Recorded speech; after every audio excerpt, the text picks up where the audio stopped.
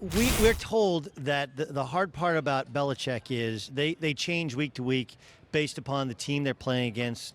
And so as much as film study has to help, sometimes you have to change kind of on the fly because everything you prepared for, you throw out the window because they've changed. You've prepared for Bill Belichick in the past in the regular season. But of course, you prepared against him in the postseason. Nearly had an incredible drive. Of course, we know what happened with Malcolm Butler. You made his career on one play. But how different is it, what you see on tape as opposed to what they actually do in changing who they are and getting ready for the Super Bowl? Well, I think that, obviously they're extremely well coached. Their defense is extremely well coached as well. I think that, for me, when I study the Patriots, I even go back to archive tapes, from guys they've played similar to past games they played against me to understanding what they've done before in the past. I even go 10 years back sometimes to study tons of film. So, I think that obviously you can't, if you have 100 plays in the game, you can't run 100 different coverages necessarily. But you got to know what they're going to try to do and what's their weakness, what's their strength, and how they're going to try to attack you. They're super smart in that way, and they're super smart in trying to figure that out. So we were fortunate, obviously, to go to Foxborough this year. My first time ever being in Foxborough. Also the first time playing against them again after the tough loss, and going back there and playing a great football game and going up there and winning a tough game in Foxborough, which not many teams have done.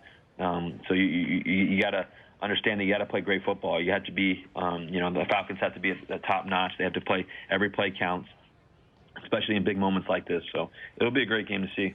All right, so how do you fix your guys' team? I mean, CJ gets hurt, Procise gets hurt just after he started to show that he could be a starting running back in the league. You were banged up, and one of the reasons you're banged up was your offensive line really struggled. You guys, Fetty got hurt. You guys had a lot of health issues with your offensive line. So if you're going to sit down and write a list of things that need to be tinkered with in the offseason in order for the Seahawks to get back to the Super Bowl, where do you start?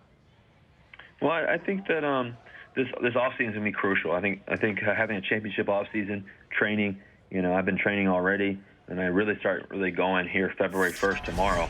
Tomorrow morning I really start going crazy again. So I think it starts with that with all of our guys across the board. Then I think it comes down to, continue to invest in learning in the game and for each player.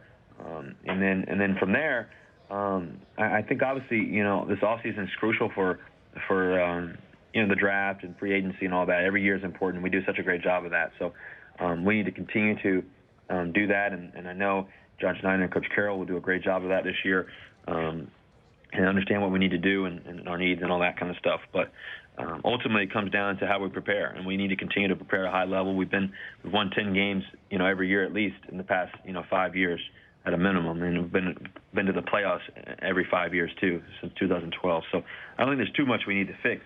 I think there's just a couple tweaks here and there, and we're right around the corner and have the opportunity to be right back in the Super Bowl again, hopefully, and win it.